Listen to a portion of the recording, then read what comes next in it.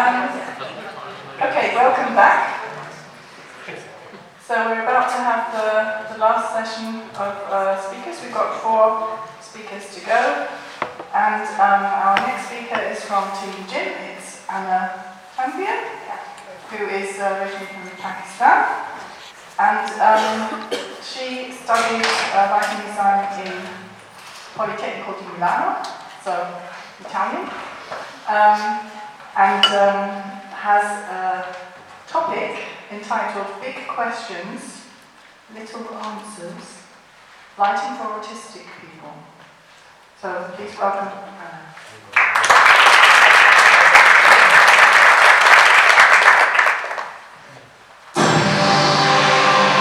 Hello and welcome to Take on My Hand. The show that puts your brain to the ultimate test. Let's see how many questions you can answer. Are you ready? Your minute starts now. Who painted the Mona Lisa? Was it Da Vinci, the Nero, or the Caprio? Which planet is closest to the Sun? Venus, Mercury, or Mars? In which year did the Battle of Hastings take place? 1066, 1666, or 1966? Who invented the light bulb? Was it Bell, Ford, or Edison? In which year did the Titanic sink? 1912, 1945, or 1991? What is the capital city of China? Is it Shanghai, Tokyo, or Beijing? Who was the first man to walk on the capital city and travel outside of Shanghai? How many points are expected for the first man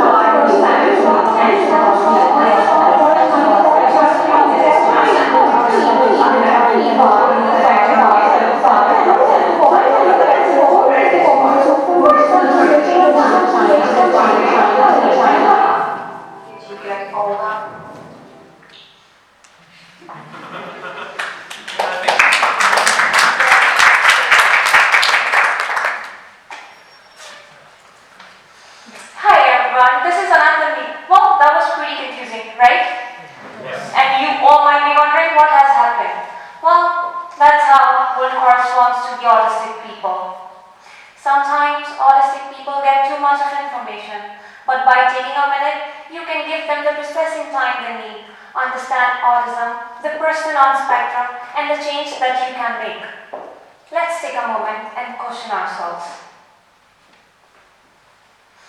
So, what does on spectrum mean, first of all? It's a term used for autistic people, and specifically, it refers to the behavioral and developmental problems associated with autism spectrum disorder.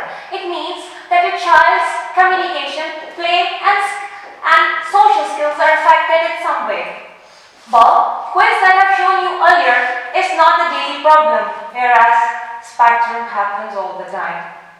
So, what is to be on spectrum? How does it feel to be on spectrum? Let's see another example for a brief view.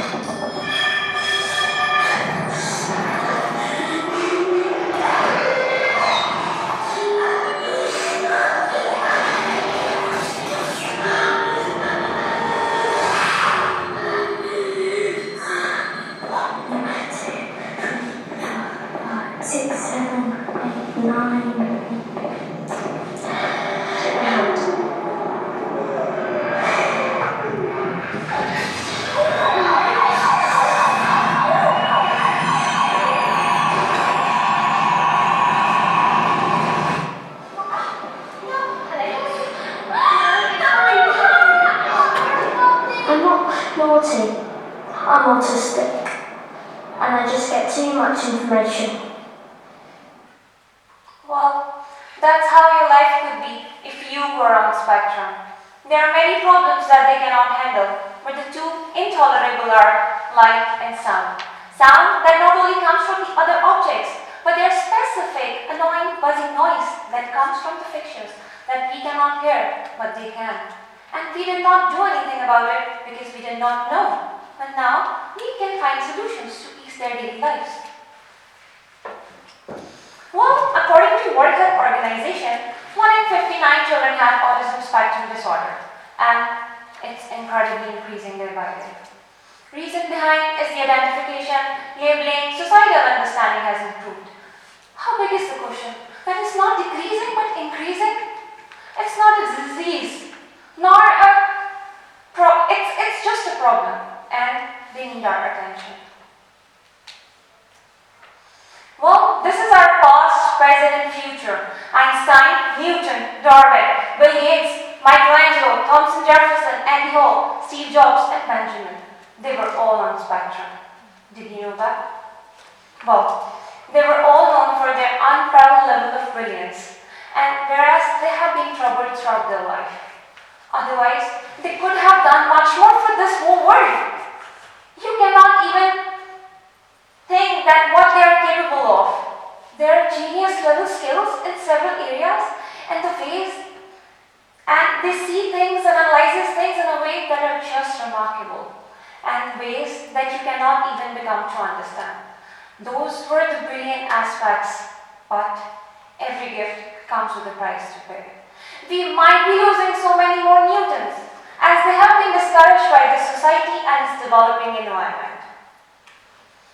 Well, I have shown you many problems initially, but now I would like to highlight a few of them so that we all can have a better understanding about that. Can you read this?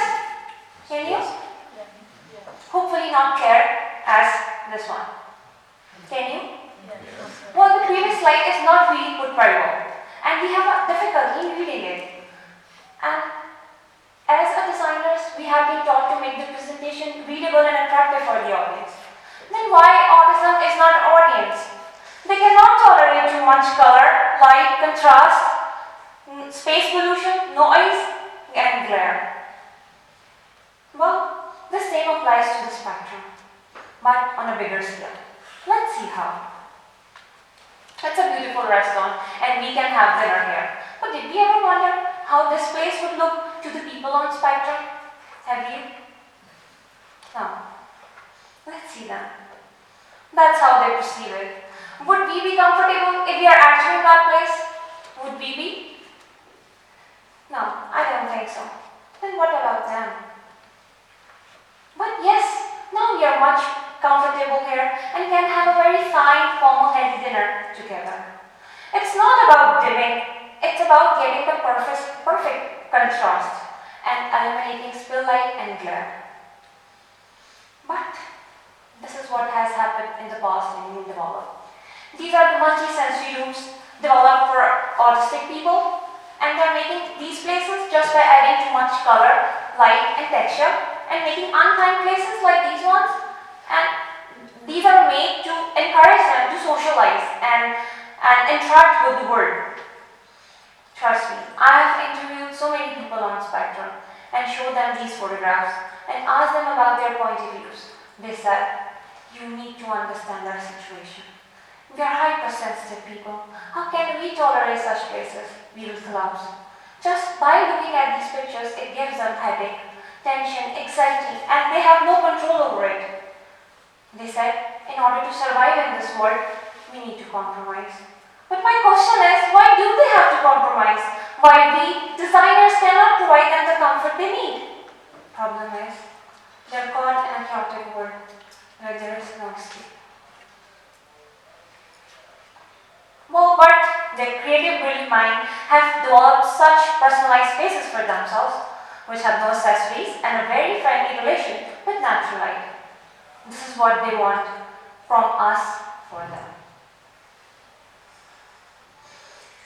As lighting designers, we might find a way to lighten their life and find a balance.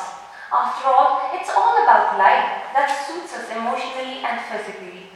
They are a constant call of attention as the world spins around them. So I believe light shouldn't be optimized for autistic people, but it should be negotiable for all.